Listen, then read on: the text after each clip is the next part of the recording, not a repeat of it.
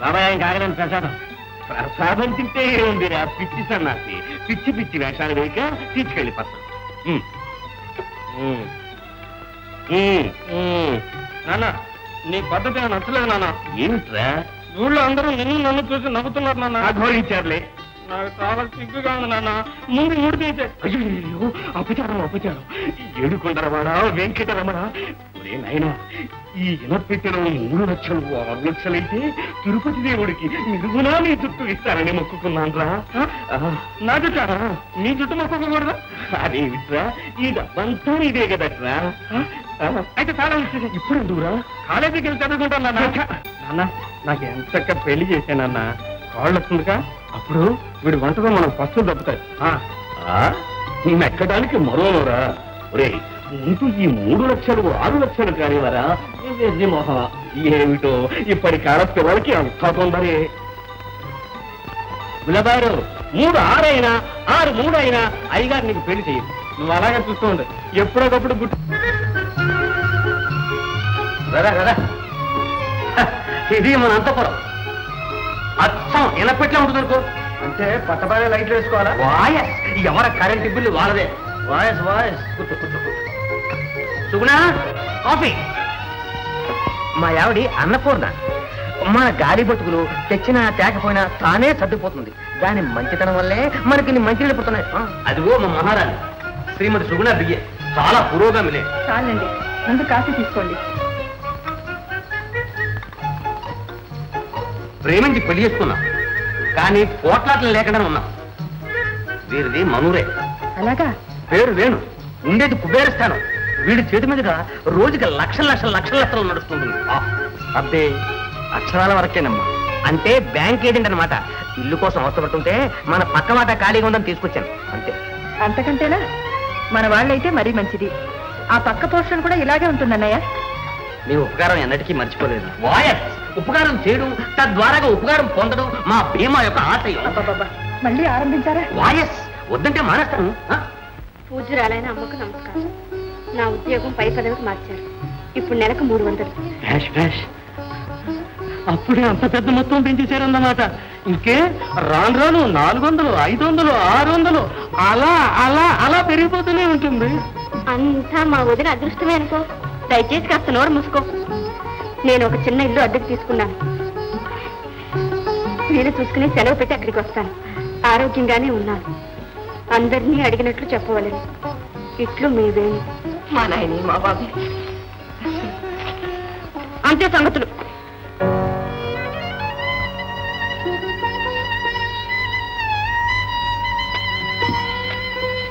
అన్నయ్య ఇంకా ఏం రాశాడే? రాసిందంతా చదివి వినిపించానుగా. దాచుకోవడం నాకు అలవాట్లేదు. నీకేం రాశాడని అది నీకు అనవసరం. ఎందుకమ్మా అంతలక? ఆయన రాలేదనే నిన్ను రమ్మలేదనే. కమలా నీ జోకులన్నీ మీ అన్నయ్య దగ్గర. నన్ను విసిగించుకో. నిన్ను విసిగించడానికి ఇక్కడ ఎవరికి తీరిక లేదు. ఏదో సరదాగా ఏం రాశాడు అంటే దాని కింద మొహం చించుకోవాలా ఏమిటి? నేను మొహం చించుకోక్కర్లేదు, నువ్వు మూతి చించుకోక్కర్లేదు. ఎక్కడుండే వాళ్ళు అక్కడే ఉంటే అందరికీ మేలు. వెళ్ళి అవతలికి.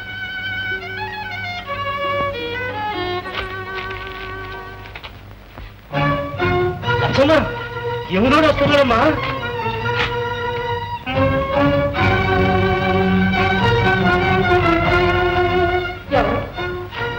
నాగయ్య గారు నించోనే ఉన్నారు. కూర్చోండి. నేను ఇక్కడ కూర్చోడానికి రాలేదమ్మా.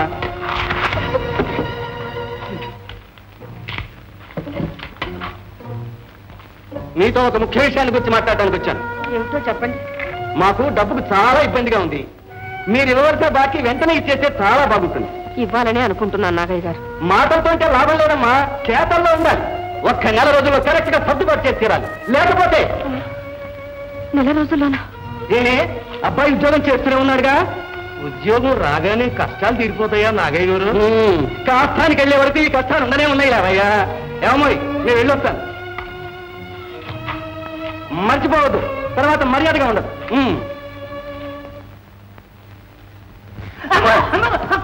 కాలు కనికింటే తలుపురా. తలుపులే. నా కాళ్ళు నువ్వు పట్టేసుకున్నావు, నీ చేతులు నేను పట్టేసుకున్నాను కనుక మనకి పెళ్ళి అయిపోయినట్టే. పాడు ప్రేమ వాడు వాగి వాగి ఇలాగే చచ్చుట్టున్నావా? వాడు ప్రేమ కాదే, ప్రేమ గోడు. కళ్ళు కళ్ళు కలిసి ఒళ్ళు తగిలి కొళ్ళు గిళ్ళు రాలి అసలు సిసలైన ఒకటో రకం లవ్. ఇదిగో నీ మీద నాకు ప్రేమ లేదు. ప్రేమ లేని పెళ్లి తప్పు. పోనీ పెళ్లి చేసుకుని ప్రేమించే ఒప్పేగా. చాలే నీ రొప్పు. ఓసి పెసరపప్పు చాలా దూరం వెళ్ళావు. నీవు ఒక లెక్క జమ.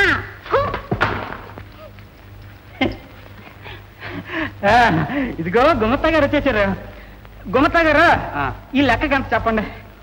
హెచ్చవేత కూడిక బాగా ఎత్తులోనే ఉందిలేండి. నేనేమో కూడాలంటున్నాను. అదిగో అదిగో మా తలుపులేమో తీసేయాలంటుంది. అసలు లెక్క చెప్పవయ్యా. చిన్న లెక్కలేండి. పెళ్లి ముందా ప్రాణం ఉందా అండి? అబ్బో, ఈ లెక్క ఎలా చూచినా చివరకు మిగిలేది అంటే శేషం సంతోషం. అది దీనిలో ఉన్న విశేషం. బాబా చెడ్డు గొప్పగా చెప్పారండి. ఏంటంటే పాపం ఏదైనా పని ఉంటుంది. విన్నావా లెక్క? మరి ఆఖరిసారి అడుగుతున్నాను, కాయా పండ? కాయం కర్మం నీ తలకాయ. బాబోయ్, అయితే పండేనమాట. తలుపులు ఎన్నాళ్ళు గిందుకు తెచ్చానే నీ మనసు తెలియక. తలుపులు తలుపులు అదేంటి అలా నగేస్తున్నా? నీ తెలివికి. నా తెలివికి? ఆడదాని మాటకి అర్థమే తెలియదు నీకు. అంటే అంటే అవునంటే కాదని. అమ్మ బాబు, కాదంటే అవునా? అయితే మన పెళ్ళి అయిపోయినట్టే. అదేంటి పెళ్లి కాకుండా ఆడుతున్నా? మన పెళ్లికి చిన్నమ్మ గారు ఉంటే ఎంత మురిసిపోయేవారో. పాపం ఎలా ఉన్నారు? అదేంటే తలుపులా ఏడవగా నువ్వు ఏడుస్తుంటే నాకేడు వస్తుంది. తలుపులు ఎందుకు దాన్ని ఏడిపిస్తున్నావు? అదే ఏడుస్తుంది బాబాయ్, పోలీస్ స్టాప్ లేకుండా. ఎందుకే? చిన్నమ్మగానే తలుచుకొని. దాని పేరు ఎత్తద్దని చెప్పలే? దాని మనసు ఉండబట్టడం లేదు బాబాయ్. తమరు ఒక్కసారి వెళ్ళి అమ్మాయి గారు నోరుమై పోనీ నేనే వెళ్ళి చూసొస్తాను. పాపం ఆడకూతురు ఎలాగుందో. అంటే నీకు సెలవు కావాలా? సరే అఘోరించు. వెళ్ళి త్వరగా. అయ్యో ఇంకా ఎడుతాడు. వెళ్ళి చూసి రమ్మనమన్నారుగా. ఊరుకో.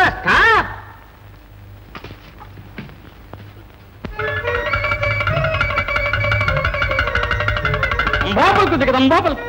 బాయి పలుకు మహమ్మాయి పలుకు. స్త్రీ పలుకు రాజశ్రీ పలకవే పలుకు. పలుకుతుంది పలుకుతుంది పలుకుతుంది పలుకుతుంది. పట్నవాసమందు నీ ముద్దులయ్య పట్టిందిలే తల్లి బహు గొప్ప యోగం. అందాల నీ అయ్య అతివేగముగను. ధనముతో వస్తాడు దిగులు పడకమ్మ. గుణమైన నీ కొడుకు రుణము తీరుస్తాడు. సంక్రాంతి పండక్కి తరలి వస్తాడు. అదిగో నీ కొడుకు అటు చూడబొమ్మ. పట్టు పంచెలు పెట్టి పంపించు తల్లి.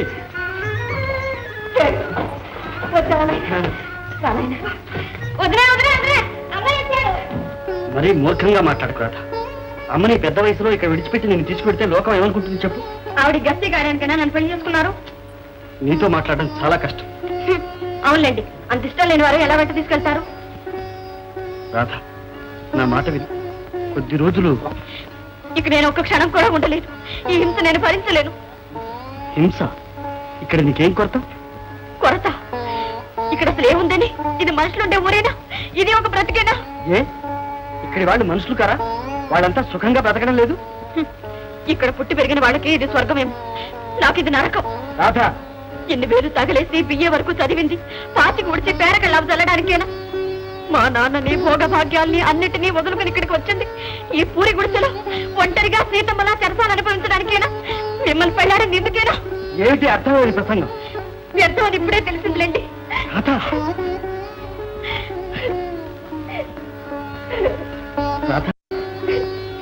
మిమ్మల్ని ప్రేమించి పెళ్ళాడిన రాత చచ్చిపోయింది. ఇది బాధల కోసం బ్రతికే ఆమె జీవితం. ఏమిటా? నన్ను ముట్టుకోకండి, వెళ్ళండి, నాతో మాట్లాడకండి.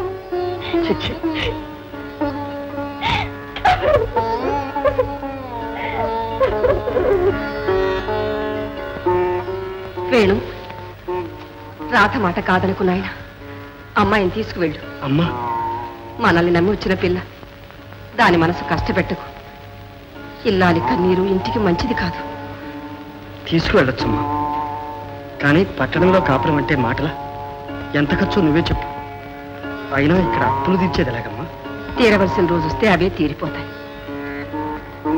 ఎక్కడ ఉండవలసిన వాళ్ళు అక్కడ ఉండడమే అందరికీ శ్రేయస్సు. పైగా రాధ నిన్ను విడిచి ఉండలేదు. నా మాట విన్నాయన. వినకూడదని కాదమ్మా, అక్కడ కాపురం పెట్టాలంటే మరి డబ్బు కావద్దు. నీకెందుకు అది? నువ్వు వెళ్ళి అమ్మాయికి నచ్చ చెప్పు. డబ్బు విషయం ఎలాగో